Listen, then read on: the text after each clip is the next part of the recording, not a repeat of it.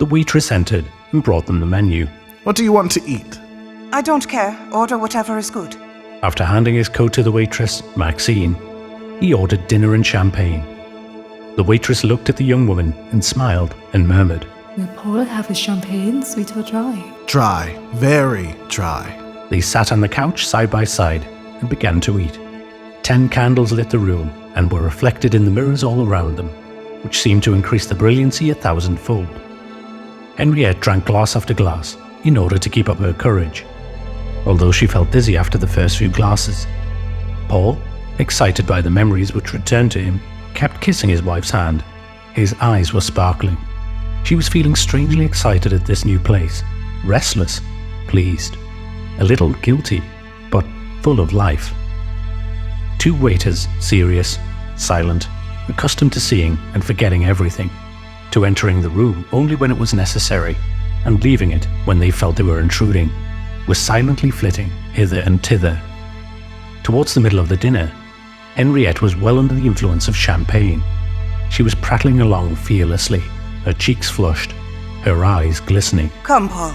Tell me everything. What, sweetheart? I don't dare tell you. Go on. Have you loved many women before me? He hesitated, a little perplexed, not knowing whether he should hide his adventures or boast of them. Oh, please tell me, how many have you loved? A few. How many? I don't know. How do you expect me to know such things? Haven't you counted them? Of course not. Then you must have loved a good many. Perhaps. About how many? Just tell me about how many. But I don't know, dearest. Some years, a good many. And some years, only a few. How many a year, did you say? Sometimes 20 or 30. Sometimes only 4 or 5. That makes more than 100 in all. Yes, just about. Oh, I think that is dreadful. Why dreadful? Because it is dreadful when you think of it. That's funny. All those women and always the same thing. If it is dreadful to have 100 women, it is dreadful to have it is one. dreadful just the same. Why more than not? 100 women.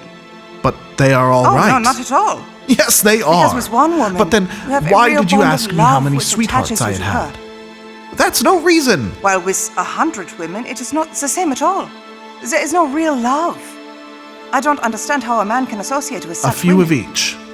Oh No, no, they it's can't be. amusing to change. Oh, stop, you disgust me. He was surprised that she should think that dreadful, and answered, with the air of superiority which men take with women when they wish to make them understand that they had said something foolish. Because. What were they? Actresses, little shop girls, or society women? It must have been rather monotonous towards the last. She remained thoughtful, staring at her champagne glass. It was full. She drank it in one gulp. Then, putting it back on the table, she threw her arms around her husband's neck and murmured in his ear. Oh, how I love you, sweetheart, how I love you. He threw his arms around her in a passionate embrace. A waiter, who was just entering, backed out, closing the door discreetly. In about 5 minutes, the head waiter came back, solemn and dignified, bringing the fruit for dessert. She was once more holding between her fingers a full glass and gazing into the amber liquid, as though seeking unknown things. She murmured in a dreamy voice, Yes, it must be fun.